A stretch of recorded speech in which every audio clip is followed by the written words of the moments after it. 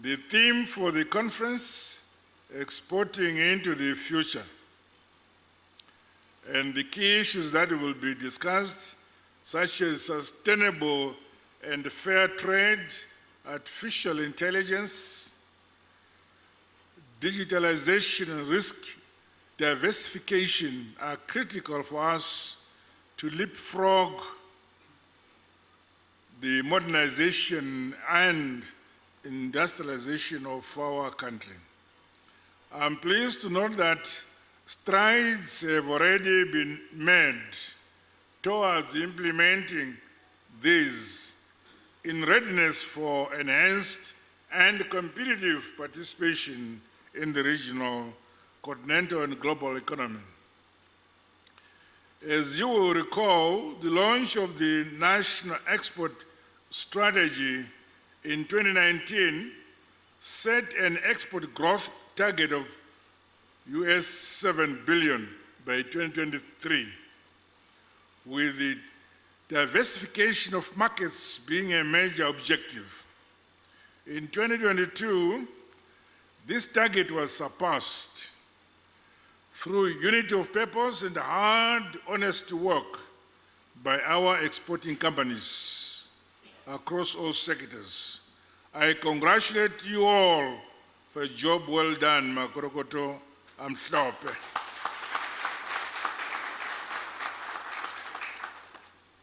On its part, my government will continue to nurture a conducive business environment to ensure that capital feels safe in our jurisdiction, in particular, global capital. The policies of the Second Republic have seen us attract and retain investors for mutual benefits and shared prosperity. The development and modernization of key enablers for production, trade, and commerce remain a priority to speed up the growth of all sectors of our economy. In this regard, the commissioning of Hwange Units 7 and 8 has gone a long way towards enhancing the stability of power supply in Zimbabwe. Plans are now on course to upgrade Hwange Units 1 to 6, along with other national strategic power generation stations.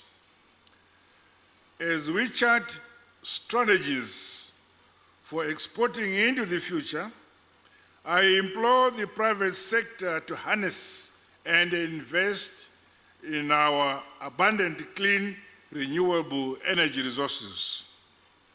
Meanwhile, production, productivity, trade, and exports will be scaled up if we accelerate the movement of both the raw materials and finished goods. In this regard, transport infrastructure, as well as the requisite technology to facilitate value addition and the beneficiation processes are key. The modernization and upgrading of critical infrastructure is ongoing. We must leverage our potential as a gateway linking the Southern Africa region with the rest of the continent.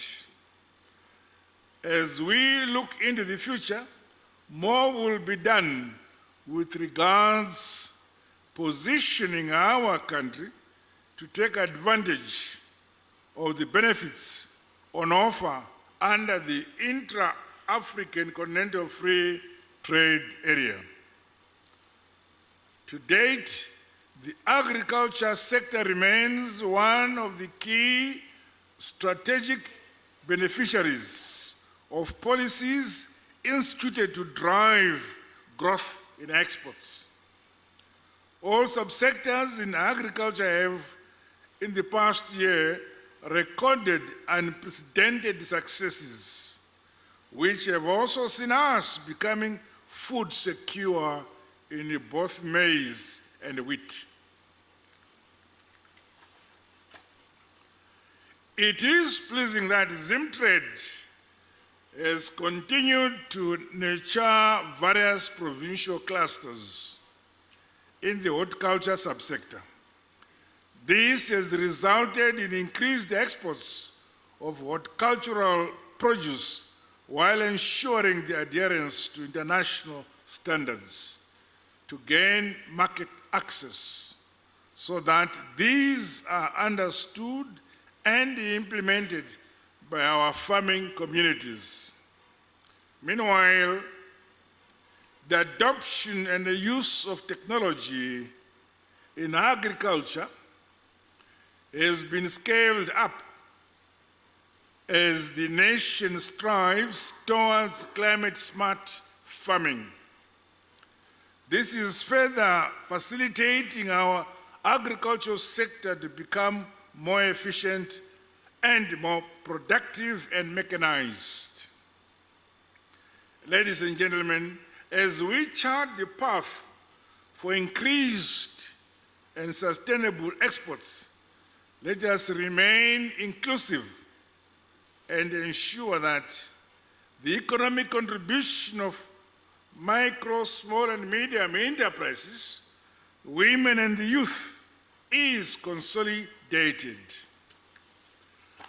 I commend Zimtrade for the youth-focused Eagle's Nest program, which has facilitated the development of new and viable youth-owned businesses that have generated interest from international buyers. The hard work culture and innovations behind the businesses under this program will undoubtedly contribute to our export earnings and the realization of broad-based empowerment and wealth creation. Equally, the next She Exporter program has seen women-owned businesses growing to become exporting entities with footprints spanning into Europe and the Middle East. Well done, our women. Going forward, I challenge Zimtrade and other stakeholders to continue developing and nurturing mutually beneficial synergies across all sectors of the economy. You must ensure that the established export markets,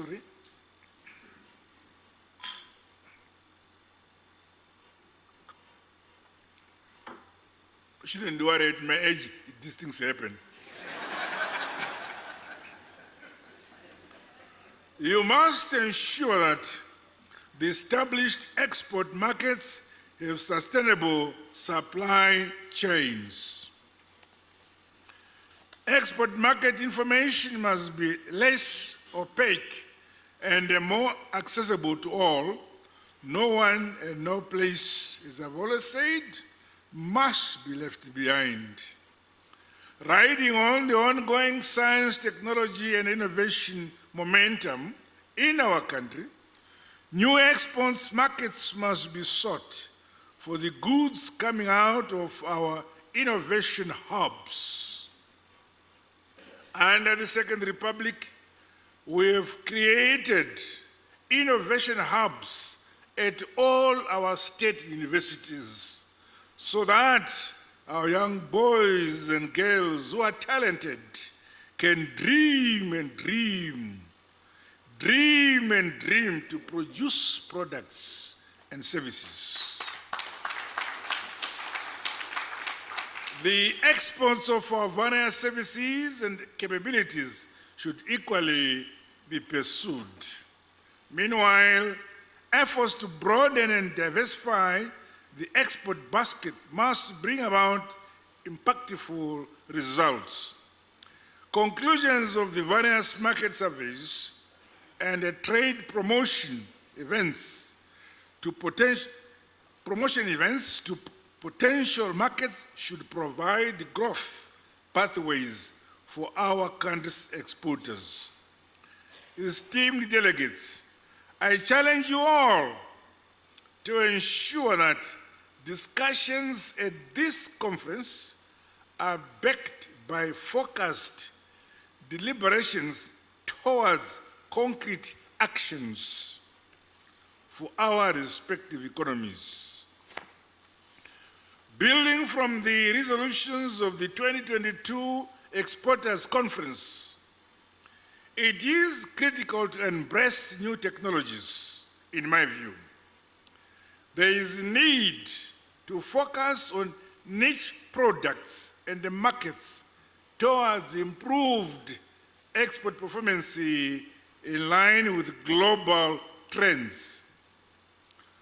On its part, my government, guided by the philosophy Zimbabwe is a friend to all and an enemy to none, will do its part to give an edge to our private sector to further diversify into global markets and the value chains.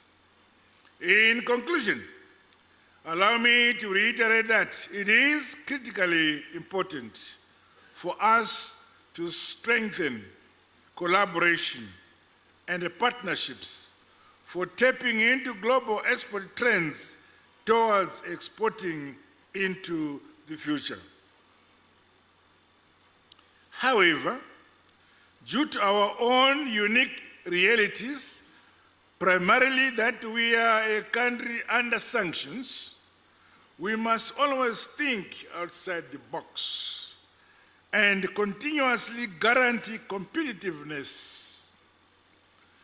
Our capacity to create and adopt a robust productivity and export-oriented ecosystem must urgently be embraced and enhanced.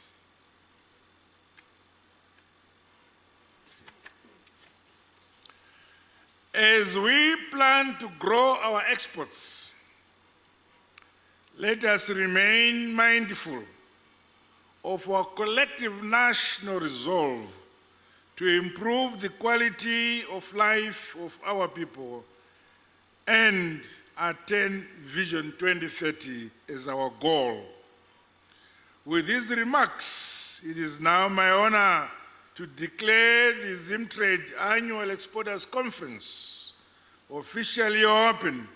I wish you fruitful deliberations. God bless you all. God bless Zimbabwe.